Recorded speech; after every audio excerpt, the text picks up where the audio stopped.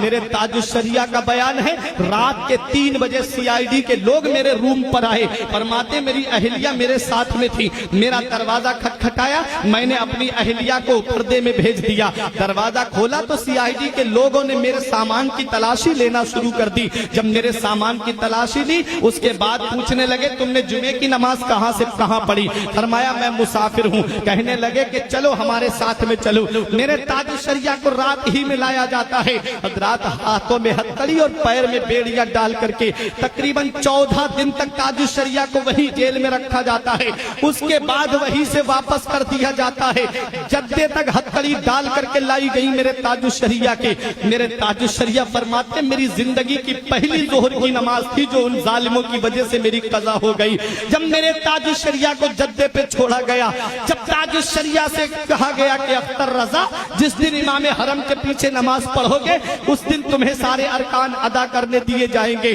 میرے تاج الشریعہ نے فرمایا اے لوگوں پریشان کر رہے ہو، اتنا یاد رکھنا اگر اختر کی محبت سچی ہوگی، اختر کا عشق سچا ہوگا، اختر کا پیار سچا ہوگا تو وہ دن دور نہیں ہے کہ تم خود مجھے دعوت نامہ دے کر کے بلاؤ گے۔ آ گئے میرے تاج الشریعہ بریلی کی سرزمین پر، اور جب بریلی کی سرزمین پر دنیا والوں نے دیکھ لیا کہ چند دن نہیں گزرے تھے وہی سعودیہ حکومت کے نمائندوں نے دعوت نامہ سونے کے تشت میں سجا کر کے میرے تاج الشریعہ کے لیے بریلی بھیجا۔ تاج الشریعہ دعوت نامہ ہاتھ میں لے کے دنیا والوں کو پیغام دیتے ہیں اے دیکھو یہ وہی سعودیہ حکومت ہے جس نے نبی کے گنبد کا مجھے دیدار نہیں کرنے دیا تھا۔ میرے تاج الشریعہ دعوت نامہ ہاتھ میں لے کر کے گنبد خضرا کی طرف رخ کر کے یہ پیغام دیتے ہیں جہاں پانی عطا کر دیں بھری جنت ہبا کر دیں،